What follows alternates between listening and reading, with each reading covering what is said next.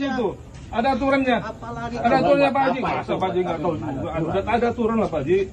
Aduh, kita membangun aturan itu Pak, aturan itu Pak, Bapak menolak mengarahkan kegiatan itu aturan, Bapak menolak hak kami nggak setuju mengarahkan kegiatan apapun di sini. Loh. Tapi Bapak mengarahkan karena Bapak mengadakannya ya di mayoritas agama Islam. Di sini Islam semua. Kalau di luar Islam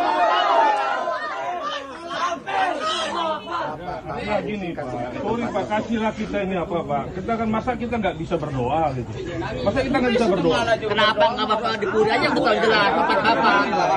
Nah gini Pak, di Puri itu sudah harus masa kontraknya. Kalau di Puri Parah.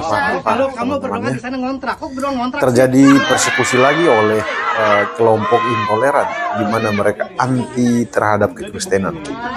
Mereka sebenarnya tidak suka dengan adanya orang Kristen di lingkungan mereka. Padahal menurut cerita, orang Kristen di situ begitu banyak dan mereka membutuhkan gedung untuk beribadah. Nah, tadi kita mendengarkan ada beberapa lontaran kalimat. Ada yang mengatakan, kok kalian berdoa kok kontrak? Manusia yang bertanya seperti itu tidak ada otak, teman-teman. Dia mempertanyakan orang Kristen berdoa tapi ngontrak tempat. Ya ngontrak karena di situ kalian tidak mengizinkan orang untuk beribadah. Mau tidak mau orang harus ngontrak untuk beribadah kepada Tuhan.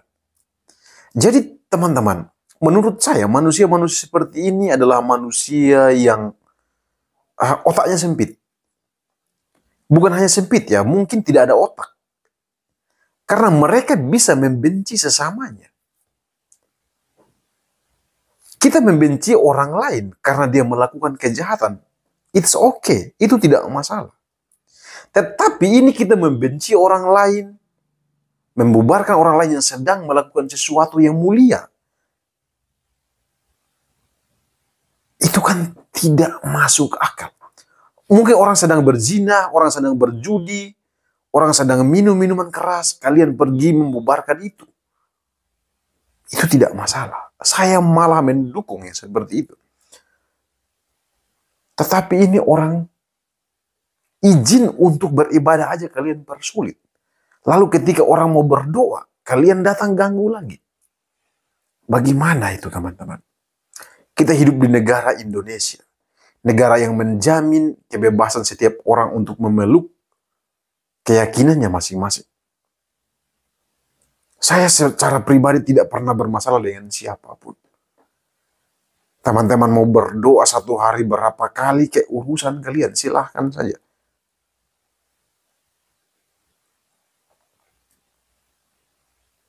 Bahkan di lingkungan saya teman-teman, hampir teman-teman kita seberang beribadah hampir setiap hari. Dan kadang jalannya itu diblokir. Kita tidak bisa lewat dan kita harus mencari jalan lain.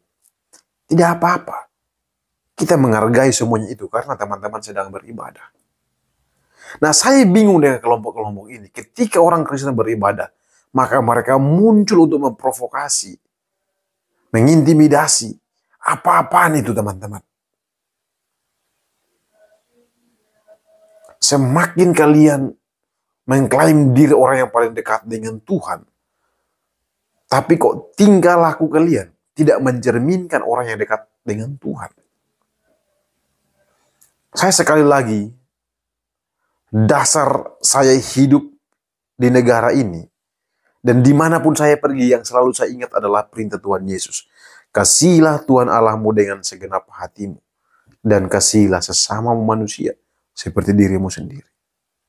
Karena saya percaya bahwa ketika seorang mengasihi Tuhan, dia harus mengasihi sesamanya.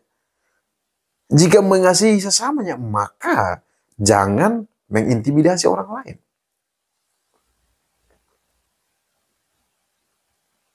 Ini sebaliknya teman-teman. Mereka mengatakan bahwa di lingkungan situ semuanya orang Islam. Lah, lantas banyak orang Kristen di situ, bagaimana itu? Masa teman-teman mayoritas jadi melarang orang lain yang minoritas untuk beribadah kepada Tuhan?